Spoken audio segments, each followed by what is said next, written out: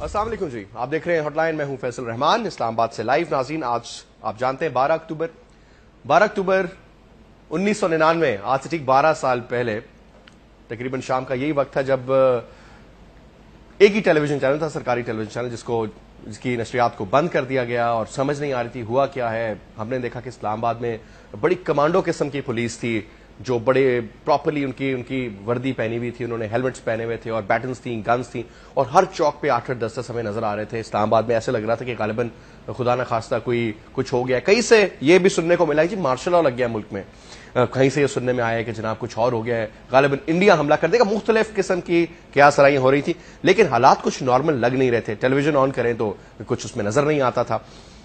پھر کرتے کرتے پتہ چلا کہ جناب میاں محمد نواز شریف کی حکومت کو برطرف کر دیا گیا ہے، اور جناب اس وقت کے جو چیف آف آرمی اسٹاف ہے جنرل پرویز مشرف، انہوں نے ٹیک اوور کر لیا، کیونکہ نواز شریف صاحب غالباً ان کو ہٹا کر کے اس وقت کے D G ISI general Ziauddin Butt کو چیف آف آرمی اسٹاف کی حیثیت سے لانا چاہتے تھے. اس وقت جنرل پرویز مشرف سرکاری دورے پر سری لنکا میں تھے، واپسی پر وہ جہاز میں تھے. پھر یہ اطلاعات موصول ہوئی کہ جناب جہاز کو غالباً اترنے نہیں دیا جائے گا، اور حالات کچھ ایسے تھے.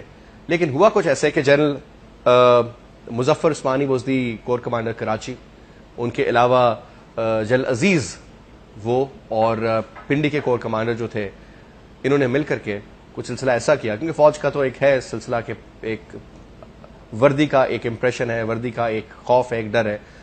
سسٹم کو ٹیک اوور کر لیا گیا، جنرل مشرف کا طیارہ اتر گیا، اور اس کے بعد کو ہوا اور میاں محمد نواز شریف کے خلاف طیارہ اغوا کرنے کی سازش کے خلاف ہوا اور عمر قید کی سزا بھی سنائی گئی.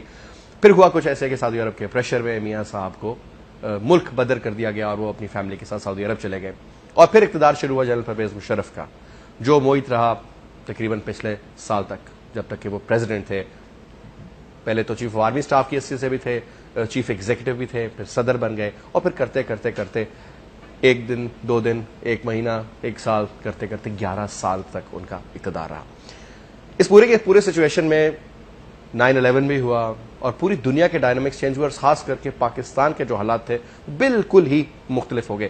ایک طرف 2/3 میجورٹی کا ایک سسٹم تھا جو چل رہا تھا، اس کو ڈیریل ہونے نہیں دیا جا رہا تھا، اور 2/3 میجورٹی کی اس ایک جمہوری نظام کو سائڈ لائن کر کے فوج نے دوبارہ ٹیک اوور. تمام اداروں کے سربراہ جو تھے، چاہے وہ نجی ادارے ہوں، پرائیویٹ کمپنیز ہوں، گورنمنٹ آرگنائزیشنز ہوں، وہ تمام کے تمام میجورٹی جنرلز تھے. اور اب پاکستان کے حالات سامنے، اور موجودہ حکومت کہتی ہے کہ جو کچھ آج ہمیں فیس کرنا پڑ رہا ہے، جو کچھ آج کے حالات ہیں، یہ پچھلی حکومت کی محرون امرت ہے، ہمیں تو وراثت میں ملے ہیں. اسی حوالے سے آج کے پروگرام میں بات کریں گے. ایک چھوٹی سی بریک لیتے ہیں، بریک کے بعد واپس آتے ہیں.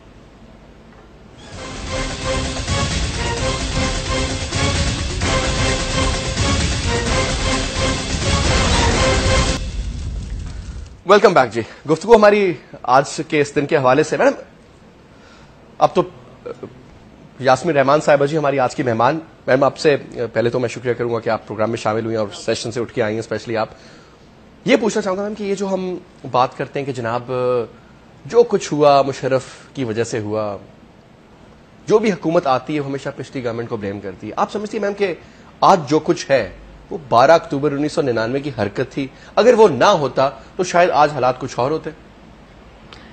جی ڈیفینیٹلی میں سمجھتی ہوں کہ دیکھیں پاس جو ہے اس کے امپیکٹس تو رہتے ہیں نا. ایسا تو نہیں کر سکتے کہ ہم ایک دم سے بلاک کر دیں کہ جی وہ 12 اکتوبر 1999 ختم اور اب اگلی ہم شروع کرتے ہیں. لانگ ٹرم پلاننگ قوموں کے لیے، ملکوں کے لیے، اسٹیٹ کے لیے بہت ضروری ہوتی ہے. آج انگریز کو دیکھ لیں، آج بھی لاہور کی مال روڈ وہ پلان کر کے بنا گیا، تو آج کتنے ایک صدی کے بعد بھی ہم اس کو استعمال کر رہے ہیں اور وہ قابل استعمال ہے. تو اس کو لانگ ٹرم پلاننگ کرتے ہیں، جو انفارچونیٹلی وی لیک دیٹ. ہمارے ملک میں وہ سوچ نہیں ہے، کیپیسٹی نہیں ہے. تو لانگر ٹرم جو پلاننگ ہے، خاص طور پہ اگر ہم واٹر ڈیمز کی بات کریں، اگر ہم انرجی کی سیکٹر کی بات کریں، ان چیزوں کی بات کریں، تو 10 سال تو پلاننگ کی امپلیمنٹیشن اور پلاننگ میں لگ جاتے ہیں. وہ چیزیں ڈی ریل ہوتی ہیں. مجھے جو سب سے بڑا فیل ہوتا ہے کہ سسٹمز بڑے ڈسٹرپٹ ہوتے ہیں. ایک دم سے جب فوج آئی 1999 میں آئی یا اس سے پہلے آئی، انفارچونیٹلی پاکستان میں ریپیٹڈلی یہ چیزیں رہیں، تو سارا پالیسی، ساری پلاننگ، سارے جو کام کہیں کہیں انیشیٹ ہوئے ہوتے ہیں، ہر چیز رک جاتی ہے.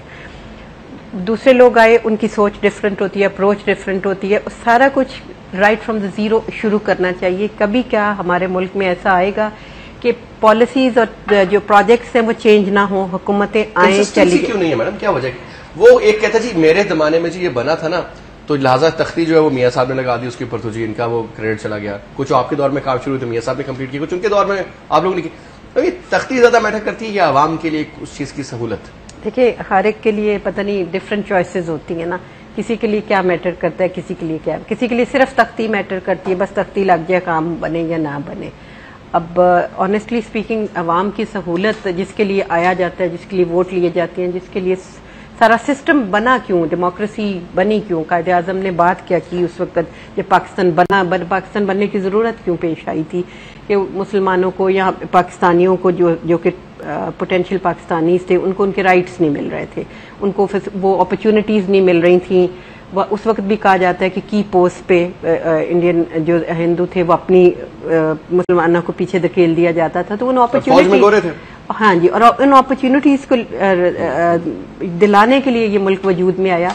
बट अनफॉर्चुनेटली वो पॉलिसीज कंसिस्टेंसी जो है वो नहीं, यही हमारे मुल्क की सबसे बड़ी, मैं आई वुड से अनफॉर्चुनेट। मुझे एक बात है, इंडिया में एक डेमोक्रेटिक सिस्टम, कुछ बेसिक्स उन्होंने चेंज किए, लेकिन आज उनकी अगर देखा जाए तो जमहूरियत बहुत बल्कि क्या बहुत मैच्योर है। जी 19-20 के मसले में शायद वहां पर भी गुर्बत है, तो करप्शन है, सब कुछ है, they have a direction, they have a system to follow. Ma'am वहां का इलेक्शन कमिश्नर जो है वो बड़ी पावरफुल बला होती है, वो चीफ मिनिस्टर को भी पकड़ के टाइट कर देता है कि हाँ भी आपने तबादले किस तरह किए इलेक्शन से पहले, या इस किस्म की कार्रवाइयां, पीएम तक कुछ नहीं कर सकता, इतनी पावर है। यहाँ पे मैम इलेक्शन कमिश्नर बराए नाम ही होता है। क्या समझती है मैम कि बुनियादी प्रॉब्लम है क्या सिस्टम? हम कहते हैं जमहूरियत को रीडर नहीं होने देना, मुफाहमत की सियासत, दुनिया तंग आ गई इन 4 लफ्जों से, लेकिन अगर इनका कोई समर है, कोई फायदा है, तो मैम किस तरह, what should be the way forward now? कि फौजी ना आए, तो हमें डर ये लगता है कि फौज आ जाती है कुछ अरसे के बाद, जब भी करप्शन होती है, गड़बड़ होती है, वो दूर रहे और सिस्टम ठीक हो। इदारे कौन, जैसे आपने कहा कि election commission in India is very very powerful, इदारा पावरफुल है। आपको इलेक्शन कमिश्नर का नाम भी नहीं शायद पता होगा, मुझे भी नहीं पता, शख्सियात के नाम तो आने जाने होते हैं ना जी। इदारे जो हैं वो पावरफुल हो, आज हम अनफॉर्चुनेटली देखते हैं, I mean it's a good thing, supreme court independent है, अपने फैसले कर रहा है, but it's chief justice Iftikhar Mohammad Chaudhary, it should be the chief justice of supreme court. हम उधर भी नाम से बुलाते हैं, नाम जो है वो इट इज मोर इम्पोर्टेंट, और इसी तरह बाकी इदारों में भी जस्टिस साहब का नाम पता होता है, बाकी फुल बेंच में कौन है ये भी बहुत लोगों को नहीं पता होता है। एग्जैक्टली, किसी को नहीं पता होता। पीछे हम देख रहे थे कराची में जो डीएचए में वाकया हुआ, वो जो एसएसपी थे जिनके घर पे हमला धमाका हुआ, तो आई वाज रीडिंग समवेयर और दैट्स आई मीन मुझे वो बड़ा अपील किया। उन्होंने कहा कि इन्वेस्टिगेटिंग ऑफिसर का नाम क्यों मीडिया पे इतना आ रहा है, कि who was investigating the cases, जिन्होंने फिर रिटेलिएट करके।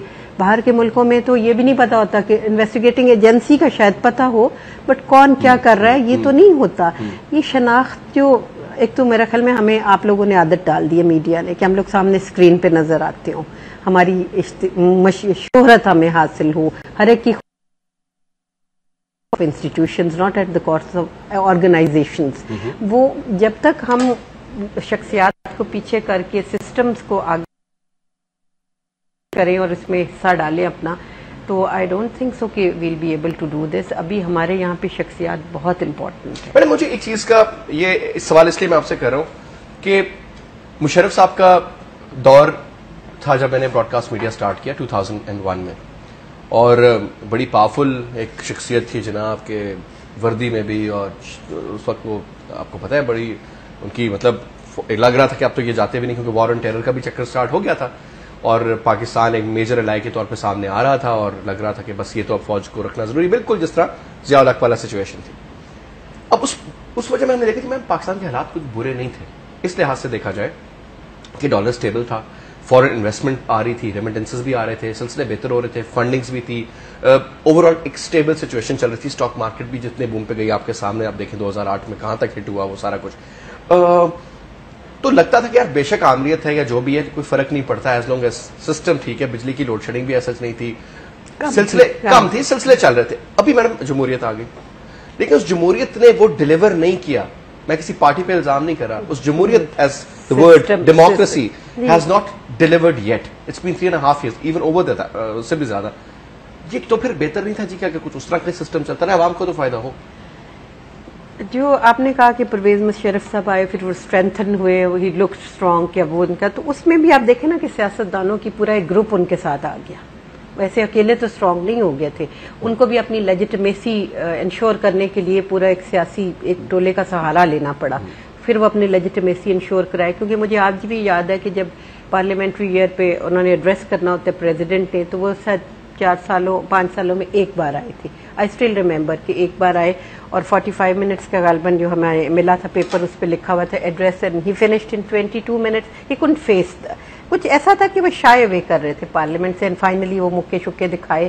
آئی mean that was really not required کہ پارلیمنٹ کا مکے دکھا کے اور آدھے میں چھوڑ کے چلے جائیں.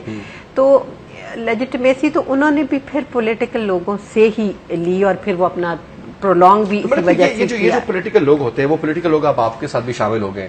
اس وقت کہتے تھے کہ صدر کو ہم باوردی صدر کو 10 دفعہ لے کے آئیں گے, آدھو کہتے ہیں زرداری صاحب کو 10 دفعہ لے کے آئیں گے.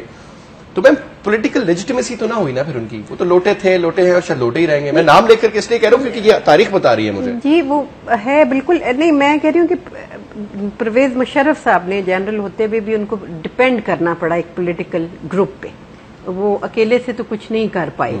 سیکنڈلی جو آپ کا سوال تھا کہ شاید حالات, ایک تو اس وقت کے حالات اس لیے اکنامیکلی فیوریبل ہو گیا 9/11 کے بعد, بہت سے ریمیٹنسز بھی انکریز ہوا, امریکہ سے بھی بہت پیسہ ویسا اس وقت آیا کیونکہ 9/11 کے بعد ان کے بھی اپنے ایجنڈاز تھے. ڈکٹیٹرز کے ساتھ یہ فیکٹ ہے کہ ڈکٹیٹرز کے ساتھ ویسٹرن پاورز, امریکہ, US, UK, ان کو بڑا ایزی لگتا ہے ون مین ہینڈلنگ, اپنے وہ ڈرون اٹیکس اسی دور میں شروع ہوئے. آپ کو اگر یاد کریں 2004 میں غالباً 3 یا 4 میں شروع ہوئے, کس کنڈیشن پہ شروع ہوئے یہ تو اب ہمیں نہیں پتا, اور وہ پھر جب شروع ہوتے ہیں تو بند کرنا بڑا مشکل ہوتا ہے کہ ان کو آبویسلی وہ پتہ نہیں اب کتنے لانگ ٹرم کی کیا کیا باتیں ہوئی ہوں گی اس وقت, تو پرویز مشرف صاحب کر گئے, تو وہ بڑا ایزی ہوتا ہے. اور جب آپ ایزی ہوتا ہے کسی ویسٹرن بڑی پاور کو اپنے ایجنڈاز نظر آتے ہیں کہ ٹو کر رہے ہیں, کوئی ان سے اپوزیشن نہیں نظر آ رہی, تو پھر ڈالرز والرز تو آ جاتے ہیں, ایسا تو نہیں ہے. لیکن اگر آپ گراس روٹ پہ دیکھیں تو میں نہیں سمجھتی کوئی ایسا کام ہوا 10 سال میں کوئی ایک بڑا پروجیکٹ بتا دے جو انہوں نے کیا. کر سکتے تھے اور کیا کر سکتے تھے, اور کس سے پوچھنے کی کوئی اسمبلی کا, اور انہوں نے کون سا ووٹ لینے دوبارہ جانا تھا. اگر کوئی ایسی نہیں ہے تب تو پولیٹیکل پارٹی بنانے کی, so called political party but ایسی نہیں تھی, تو کوئی ایسا انہوں نے عوام کے لیے, وہ ٹھیک ہے فار شارٹ ٹرم تو چلے ڈالرز والرز آئے, پیسہ آیا, انفلیشن کہاں بڑھ گئی, زمینوں کی قیمتیں کروڑوں میں چلی گئی, but we don't see anything substantial for this nation. کہ وہ کنزیومر اورینٹڈ سوسائٹی ہماری بن گئی, بینکوں کے قرضے, ہاں جی, موبائل کا یہ سپرفیشل آئی وڈ سے, ہاں جی, ان پہ انہوں نے توجہ دی, بٹ کیونکہ وہ لوگوں کے بیچ میں نہیں رہتے تھے. یہ فیکٹ ہے. آپ کے اپنا ماشاءاللہ سارا فیملی بیک گراؤنڈ جو ہے آرمی سے ہے, ہم بات کر رہے تھے, یہ فیکٹ ہوتا ہے کہ آپ لوگ کنٹونمنٹ آپ سے, مطلب جو بھی آپ ہیں کنٹونمنٹ سے باہر کی لائف کو نہیں آتی. اگر آپ ہمیں کوئی کہے کہ جی آپ کنٹونمنٹ کی لائف کے متعلق بتائیں یا اس طرح کریں, تو we can't do that, it's not our job. So that's why ابھی بھی آپ دیکھیں کانسٹیٹیوشن اٹھائیں, قائد اعظم کی پہلی اسپیچ اٹھائیں, تو بڑا کلیئر ڈیفائن کر دی گیا, بیوروکریسی, سول, ملٹری, پالیٹیشین, یہ رولز ڈیفائنڈ کیے ہیں جس پہ ہماری فاؤنڈیشنز لے ہوئی ہیں پاکستان. میڈم اگر دیکھا جائے تو ایک چیف آف آرمی اسٹاف, اور ہم بھی کہتے ہیں جی دیکھو جی جنرل کیانی ہوتے تھے یا جنرل مشرف تھے یا ان سے پہلے جتنے بھی جنرلز رہے ہیں, کیونکہ ہسٹری یہ بتاتی تھی کہ یہ بڑی پاورفل پوسٹ ہے اور اس پاورفل پوسٹ نے یہ کام کیے ہوئے ہیں, تو لہٰذا یہ فیوچر میں بھی ہو سکتا ہے, اور ہوا بھی. آپ کے پچھلے حکومت ڈکٹیٹر ضیاء الحق صاحب آپ کے سامنے, ان سے پہلے ایوب خان صاحب, یحییٰ صاحب, تمام کے تمام, تو وہ جو فوج کی وردی اور جو ریڈ ٹیپ اور وہ جو ایک اسٹرک بغل کے اندر, اور وہ تو سب اس سے ڈرتے ہیں.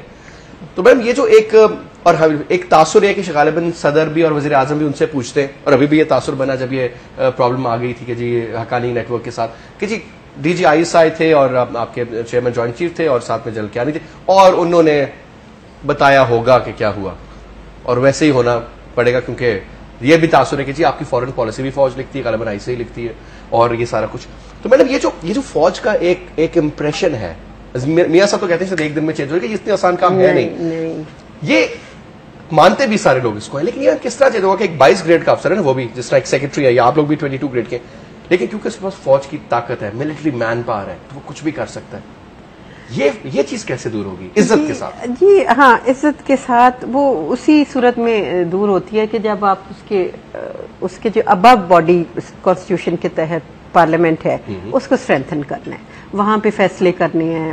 جیسے آپ نے کہا foreign policy, I am not sure کہ فوج کے اتنے متحد ہوگی، بٹ اسٹل چلے ان کا کچھ اگر رول ہے بھی تو وہ parliament should be the place جہاں پہ پالیسیز ڈسکس ہونی چاہیے. Parliament has the actual brains to deliver at the level where we actually want کہ فارن پالیسی میں کیا مزاج ہو.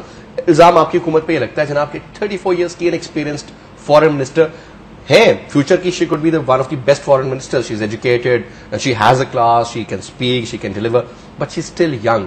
تجربے کا تو نعم البدل ہے نہیں. بہت سے اور نام تھے نہیں لائے گئے، ایک یہ بھی کہا جاتا ہے. سملرلی دوسری چیز جو میں نے مجھے بتائی کہ پارلیمنٹ کے اندر پارلیمنٹیرینز کی سوچ یہاں سے شروع ہوتی ہے کہ اگلے الیکشن میں ووٹیں کیسے ملی. مثال دیتے ہیں سب ٹی وی پہ بیٹھ کے، اور ہم نے تو جو انگریزی میں تھوڑا پڑھا کہ وہ یہ پڑھا کہ جو اسٹیٹسمین ہوتا ہے یا جو لانگ ٹرم ویژنری ہوتا ہے وہ نسلوں کا سوچتا ہے، اگلے الیکشن کا نہیں سوچتا. یہ لوگ سب اگلے الیکشن کا سنتے ہیں. آپ کے سامنے سب کے اسٹیٹمنٹس ہیں. اور دوسری بات یہ بتائیے میڈم کہ جس نے نالی بنوانی ہے، روڈ ٹھیک کروا دیں، بجلی آ جائے، گیس کے پائپ، ان کی اس سے آگے سوچ نہیں ہے میم. تو یہ کیا آپ ملک کی ویژن دیں گے؟ پھر فوج اگر کرتی تو جائز نہیں کرتی؟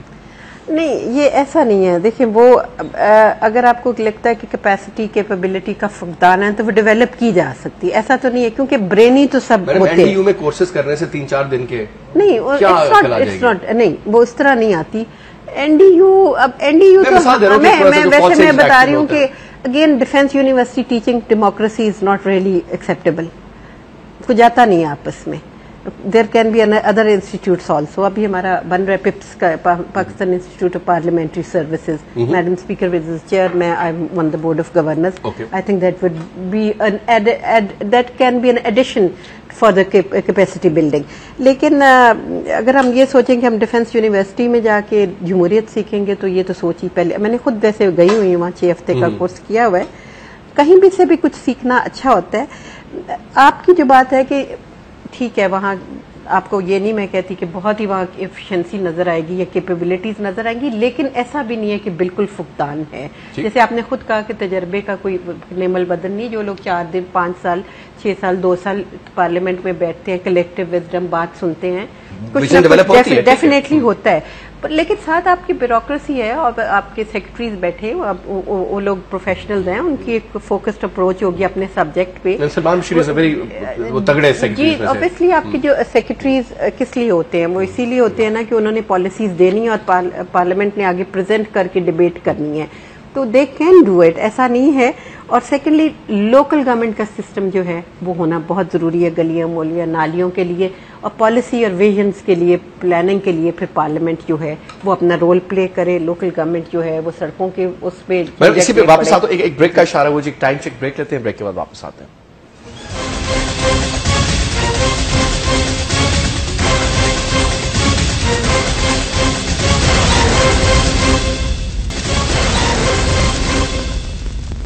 Welcome back viewers.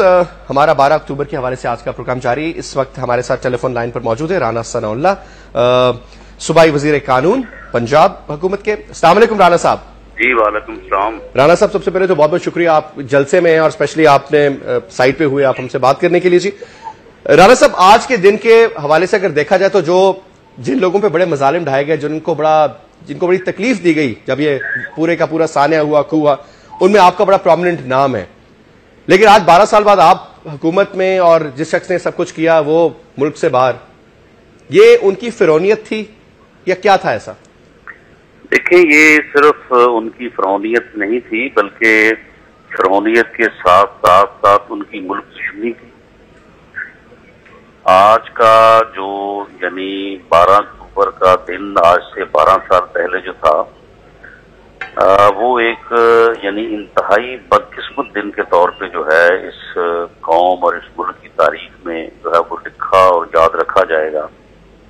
کیونکہ آج سے 12 سال پہلے نہ یہاں پہ خود کش دھماکے تھے، نہ یہاں پہ ٹیررزم تھا، نہ یہاں پہ اغوا برائے عوام تھا، نہ یہاں پہ لوڈ شیڈنگ تھی، بلکہ ملک جو ہے وہ ایک ترقی کی طرف گامزن تھا اور جمہوریت جو ہے وہ اپنی جڑ پکڑ رہی تھی. لیکن آج کے دن ہونے والے سانحے کی بنیاد کے اوپر اس ملک کو لوڈ شیڈنگ کے اندھیرے ملے ہیں اس کو خودکش بمبار ملے ہیں، دہشت گردی ملی ہے، اور پوری دنیا میں بے توقیری ملی ہے، تو یہ تمام وہ مشکلات جن سے آج ہم نبرد آزما ہیں، وہ آج کے دن 12 سال پہلے وہ ہونے والے سانے کی وجہ سے ہیں۔ اور ان سانے کو جن لوگوں نے بپا کیا تھا اس قوم کے اوپر، وہ واقعی آج ان کا انجام جو ہے وہ یعنی جو ہے وہ عبرت کے قابل ہے۔ لیکن بہرحال وہ قوم کو تو ان حالات سے دو چار کر گئے، اور اس کی وجہ سے پوری قوم جو ہے وہ اس وقت جو ہے ان مصیبتوں میں مبتلا ہے۔ اور بدقسمتی کی بات یہ ہے کہ جب ایک جمہوری جدوجہد جس کو لانے کے لیے، جمہوریت کو ریوائیو کرنے کے لیے لوگوں نے کوڑے کھائے، لوگوں نے قلعے کاٹے، لوگوں نے ٹارچر سیلوں میں جو ہے وہ تشدد برداشت کیا، لیکن اس کے باوجود جب جمہوری دور آیا تو بدقسمتی تھے وہ لوگ جو جمہوریت کے نام پہ، جمہوریت کی بنیاد پہ، جمہوریت کی وجہ سے برسر اقتدار آئے، انہوں نے 3 سالوں سے وہی پالیسیاں جاری رکھے ہوئے ہیں جو پالیسیاں آج کے دن اس ملک میں غیر آئینی اور غیر قانونی بغاوت کر کے اس ملک کے اوپر مسلط کرنے والوں نے رکھی ہوئی تھی، اور اس وجہ سے بھی ہماری مشکلات میں جو ہے وہ اضافہ ہوا ہے اور مزید اضافہ ہو رہا ہے۔ اچھا رانا صاحب، ابھی ایک بابر اعوان صاحب کا بھی سٹیٹمنٹ آیا تھا، وہ کہہ رہے تھے کہ میاں صاحب اگر چاہتے ہیں تو ان پہ کیس فائل کریں پرویز مشرف کے اوپر، 2/3 کی آپ کی میجورٹی تھی، 12 سال کے دوران پاکستان کا کچھ سے حالات کچھ اور ہی ہو گئے، کوئی ایسا ہوگا کہ کیونکہ پرویز مشرف صاحب کا میں انٹرویوز وغیرہ دیکھتا رہتا ہوں، کہتے ہیں 23 مارچ کو دنیا ادھر کی ادھر ہو جائے میں پہنچوں گا پاکستان۔ دیکھیں وہ 23 مارچ کو پہنچے یا نہ پہنچے، لیکن جہاں تک اس بات کا تعلق ہے کہ ان کے خلاف کیس کیا جائے، بابر اعوان صاحب جو ہیں وہ ایک نام نہاد وکیل ہیں، اور ان کی چاندی ہوئی ہے اس وقت، وہ ہر کیس میں بطور سرکاری وکیل پیش ہوتے ہیں، اور کروڑوں روپے جو ہے وہ قومی خزانے سے بٹور رہے ہیں۔ اور میں آپ کو ایک کیس بتاؤں کہ شرجیل میمن جو کہ وزیر اطلاعات ہیں سندھ کے، انہوں نے ایک یعنی کوئی بیان دیا تھا، اس پہ سپریم کورٹ نے ان کو طلب کیا تھا، اور وہ صرف کوئی 1.5 منٹ کی پیشی ہوئی ہے، اور اس 1.5 منٹ کی پیشی کا بابر اعوان نے 55 لاکھ جو ہے وہ قومی خزانے سے وصول کیے، اور دوسری طرف جو ہے وہ سرکاری کیسز میں دوسری پارٹیوں سے بھی مکمکہ کر کے ان سے بھی پیسے لیتے ہیں۔ آپ کو پتہ ہی ہے کہ جو ان کا کردار ہے، جیسے پنجاب بینک میں بھی انہوں نے پنجاب بینک کے ڈاکو سے بھی 3.5 کروڑ روپے لیا تھا۔ تو ان کو یہ نہیں معلوم کہ آرٹیکل 6 کے تحت جو ہے مدعی بننے کا اختیار یا جنرل مشرف کے خلاف مقدمہ درج کروانے کا اختیار صرف اور صرف وفاقی حکومت کو ہے۔ ٹھیک، کوئی پرائیویٹ انڈیویجول یا کوئی سیاسی بات جو ہے اس کے خلاف مقدمہ درج نہیں کروا سکتی۔ اور جب ہم انشاءاللہ تعالیٰ اگر اللہ نے موقع دیا اور ہم اگر آئے برسر اقتدار اور وفاقی حکومت جو پی ایم ایل این کی ہوئی، تو انشاءاللہ تعالیٰ میں آپ کو یہ 2 ٹوک انداز میں کہتا ہوں کہ جنرل مشرف کے خلاف آرٹیکل 6 کے تحت ہم جو ہے وہ پروسیڈنگ جو ہے اس کو انیشیٹ کریں۔ رانا صاحب، ایک تاثر یہ بھی چل رہا ہے کہ غالباً پنجاب گورنمنٹ جو ہے وہ آنے والے مارچ کے جو سینٹ کے الیکشنز ہیں پہلے کچھ اس طرح کی حرکت ہو یا کچھ اس طرح کا ماحول بنا دیا جائے کہ وہ الیکشنز ڈسٹرب ہوں، تو ٹیکنیکلی دیکھا جائے تو جمہوری عمل کے خلاف جاتی ہے نا؟ یہ بالکل خامخواہ کا پروپیگنڈا ہے۔ سینٹ کے الیکشن میں ہمیں قطعی طور پہ کوئی خطرہ نہیں ہے، اور اگر سینٹ کا الیکشن ہو بھی جاتا ہے تو پیپلز پارٹی کو 1 یا 2 ووٹ کی سمپل میجورٹی حاصل ہوگی، جس سے کوئی فرق نہیں پڑتا۔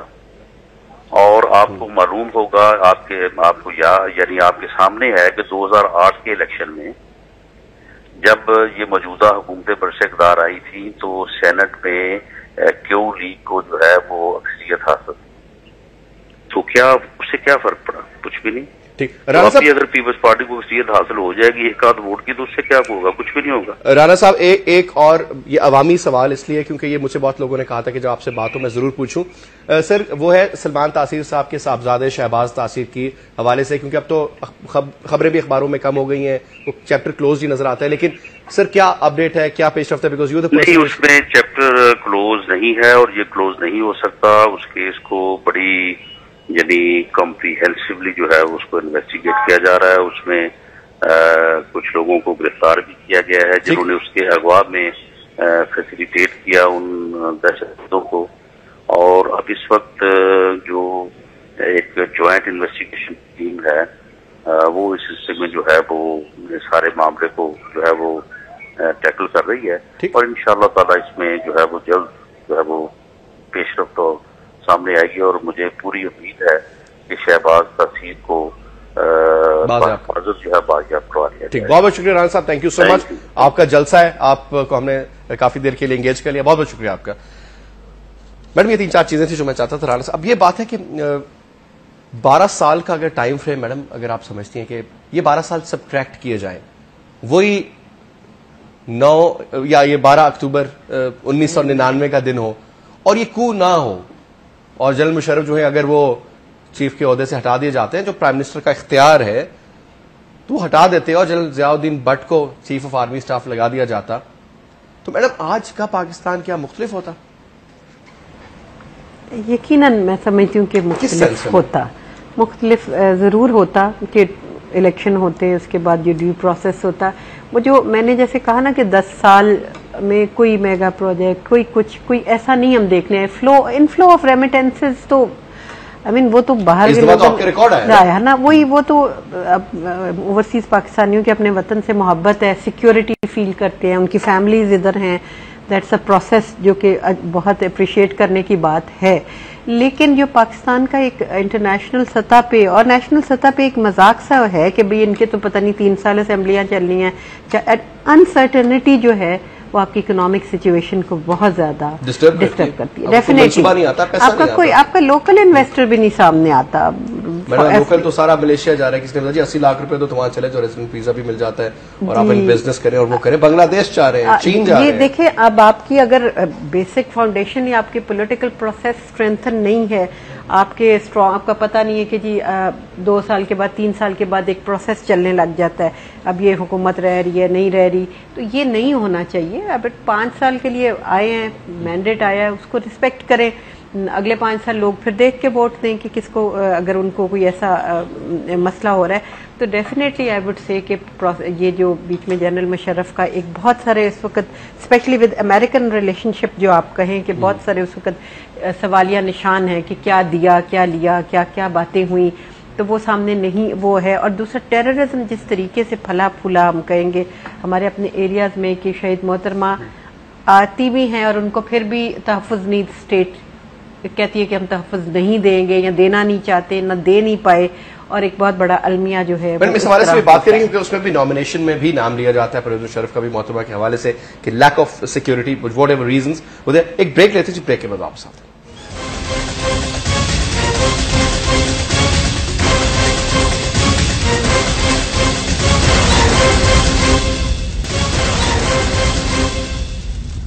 Welcome back. جی میڈم ایک چیز آپ سے پوچھنا چاہوں گا, ہم بیٹھتے ہیں ٹیلی ویژن اینکرز کے اوپر بھی انگلیاں اٹھائی جاتی ہے کہ جناب یہ سارے سلسلے کس طریقے سے چل رہے ہیں اور سارا کچھ ہو رہا ہے. ابھی ہمیں ایک اگر اجازت ہے تو احمد رضا قصوری ہمارے ساتھ آن لائن ہے, جی ان سے السلام علیکم قصوری صاحب. وعلیکم السلام, کیسے آپ, خیریت سے جناب؟ جی الحمدللہ.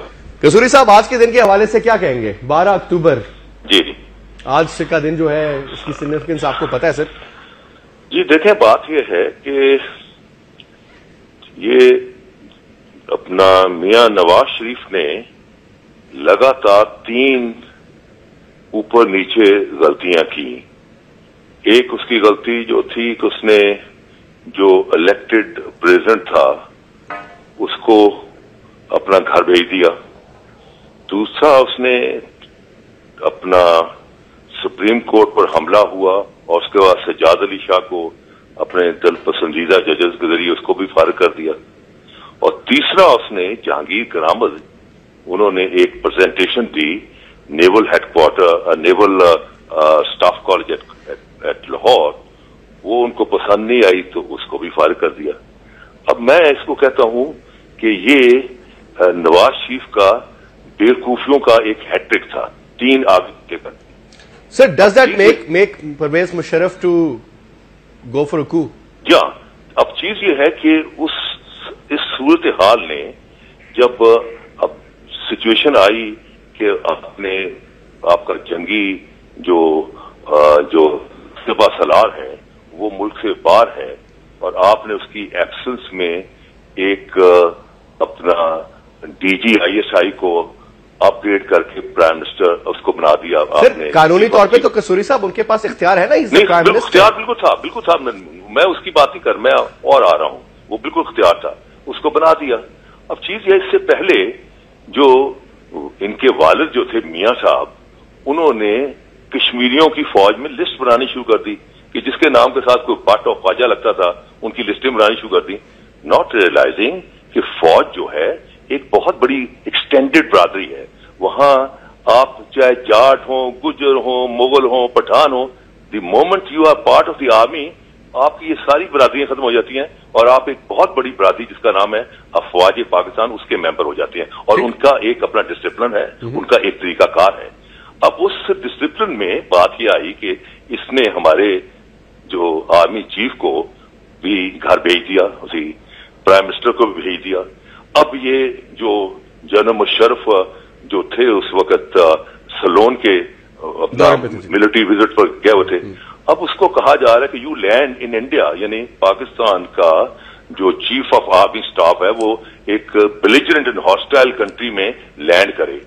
اب چیز یہ ہے کہ یہ کوئی سنگل ہینڈلی پلان نہیں ہوا, یہ ایک سڈن ریئیکشن تھا. سڈن ریئیکشن کیسے ہے کہ جنرل محمود جو کہ 10 کور کمانڈر ہے لاہور اسلام آباد اپنا پنڈی میں بیٹھا ہوا ہے, وہ جا کے ٹیک اوور کر لیتا ہے پرائم منسٹر ہاؤس اینڈ اپنا television station and radio station. General Aziz بیٹھا ہوا ہے جی ایس یو کے اندر, وہ چیف آف جنرل اسٹاف, وہ سی جی ایس بیٹھا ہوا ہے. جنرل بٹ جو ہیں وہ 4 تارے لگا کے جاتے ہیں تو ایک میجر ان کو روک لیتا ہے, وہ کہتا ہے کہ آئی ایم جنرل بٹ. اسی نے کہا sir yes I do recognise you but my instructions are that you can't enter into G S U. تو اس کا تو وہیں سے ہی ڈیفلیٹ ہو گیا سارا کا سارا مسئلہ کہ جب میجر نے کہا کہ یو کانٹ انٹر, وہ ختم ہوگی. تیسرا جو تھا جنرل عثمانی نے ہوا دا کور کمانڈر کراچی, اس نے فیسیلیٹیٹ کیا اس کی لینڈنگ اسی. تو یہ جو سارا جو چیزیں ہیں یہ ساری شو کرتی ہیں کہ ایک ابرپٹ ریئیکشن آرمی کے اندر ہوا. یہی اگر طریقہ کار استعمال کرتا کہ وہ سر, یہ تو سارا سر تاریخ کا حصہ ہے, بٹ سر مجھے میں سوال یہ ہے سر, میرا سوال یہ تو سر آپ نے تاریخ کو ایگزیکٹلی ایسے ہوا, جنرل مظفر عثمانی کا اس میں کیا کردار تھا, جنرل عزیز خان کا کیا کام تھا, سارا کچھ آبویسلی میاں صاحب نے وہ فیصلہ تو کر دیا لیکن وہ سپورٹ کور کمانڈر بیوقوفی کا ہیٹرک تھا. جی جی. سو آپ سمجھتے ہیں all these issues combined together یہ ان کا فیلئر کی وجہ بنے میاں صاحب کی؟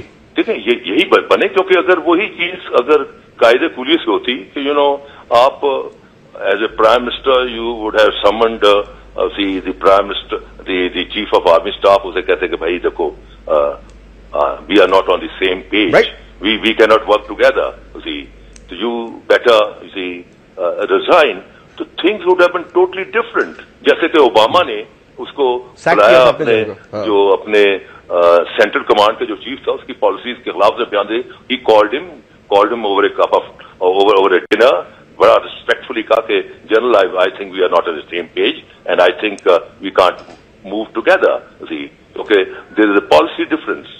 تو ایک طریقہ کار ہوتا ہے.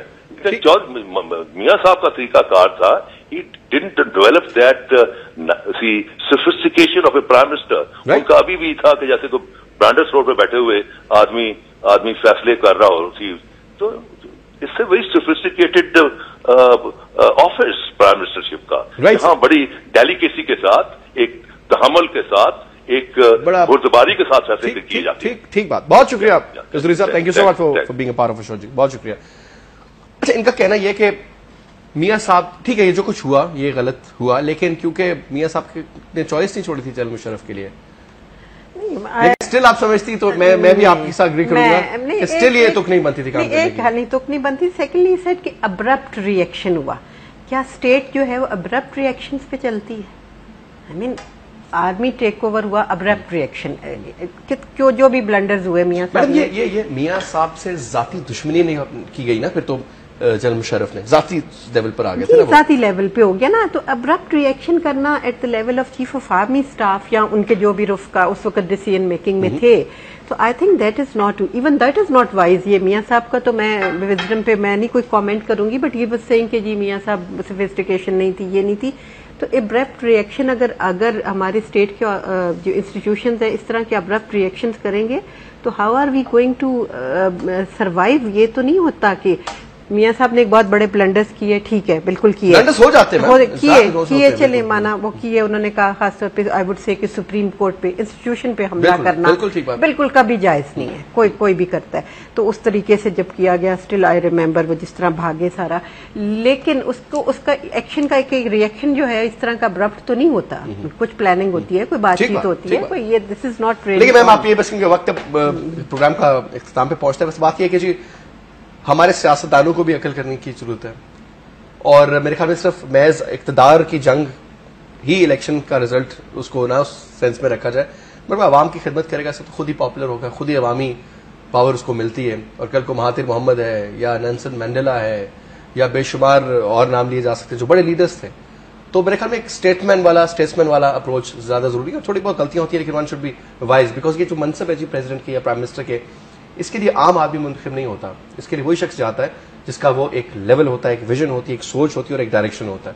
تو آئی گیس کہ nobody is perfect, but I think one should get closer to perfection, کہ وہ بہتر طور پہ ڈلیور کر سکے, چیزوں کو سمجھ سکے. اور جب انٹرنیشنل لیول پہ اپنا ایک نام ہوتا ہے, سسٹا ہوتا ہے, تو غصہ اور یہ بلڈ پریشر ہائی کر کے الٹے سیدھے فیصلے کرنے سے ملک کو نقصان ہوتا ہے, جو آج ہمیں ہوا ہے. تو لیٹس ہوپ کہ دعا کی جا سکتی کہ اللہ تعالیٰ دوبارہ یہ 12 اکتوبر والے اقدام نہ ہو, اور اللہ تعالیٰ ہدایت اور عقل دے ہمارے سیاستدانوں کو تاکہ وہ بہتر فیصلے کر سکے. بہت بہت شکریہ, خدا حافظ.